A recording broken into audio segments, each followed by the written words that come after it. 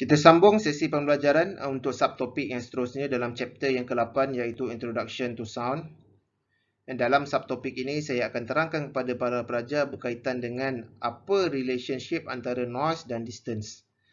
Dan dalam konsep of noise and distance relationship ini, biasanya ataupun layman term ianya dipanggil sebagai inverse square law. Di mana kalau kita doubling di distance, kita akan reduce about 6 dB ataupun 6 decibel of sound level. So dalam kes ini ianya dikenali sebagai inverse square law. Iaitu in the free field, a doubling of the distance from a sound source reduced the sound pressure level by 6 decibel. Maksudnya kalau saya ada satu sound source yang tergantung, sound source saya tergantung pada jarak 1 meter, saya ambil bacaan ianya adalah 90, dan pada jarak 1 meter lagi, maksudnya saya doubling the distance, ianya akan berkurang menjadi 84 desibel. So yang ini adalah case untuk free field. Free field ni maksudnya ianya tidak ada reverberation effect ataupun tiada dinding di sini. Bila ada dinding, ianya akan reflect back. So daripada konsep of free field, di mana susah kalau dalam tempat kerja ataupun dalam workspace, susah kita nak jumpa free field. Free field ni basically ianya berlaku di environment, di sekitaran.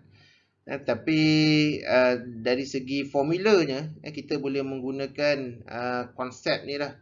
Kalau kita doubling the distance, kita akan kurangkan sound pressure level by 6 dB.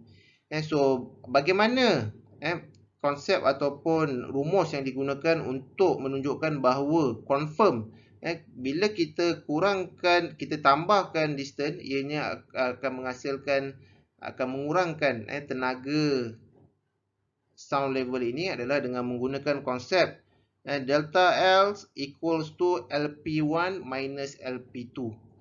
So delta L juga adalah sama juga dengan 10 log R2 divided by R1 square, and then square dibawa ke hadapan, kita akan darabkan dengan 10, so ianya akan jadi 20 log R2 divided by R1. So what's defined by DL? DL adalah difference in the sound pressure level. LP1 adalah sound pressure level at location 1. LP2 adalah sound pressure level at location 2. And then R1 is the distance from source to the location pada point location 1. And then R2 is the distance from the source to location 2. Either the unit is feet or meter, but you need to standardize the unit based on the problem given. Okay, for example, in the practical example number 9, the noise from the machine in the distance 1 is measured to 110 dB. Ada satu mesin, mesin ini menghasilkan bunyi bising. Pada pengukuran diukur jarak 1 meter, ianya adalah 110 desibel. So evaluate the sound pressure level at a distance of 5 meter from the noise source. So berapa 5 meter daripada sound source, ni 5 meter. So sekarang ni nak tahu berapa jumlah sound pressure yang dihasilkan jika mesin tersebut ataupun seseorang itu berdiri pada jarak 5 meter daripada mesin.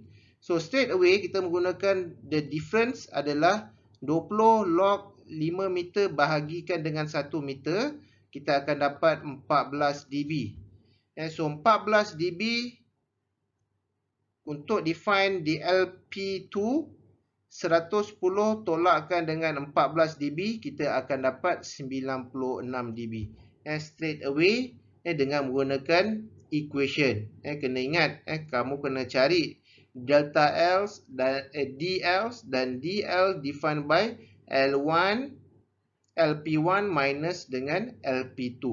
So at the end of the di calculation solution, so kamu akan define that even though you are not measuring at the location of 5 meter, but we can assume at the sound level using this inverse square law equation, kita akan dapat pada jarak 5 meter adalah 96 decibel.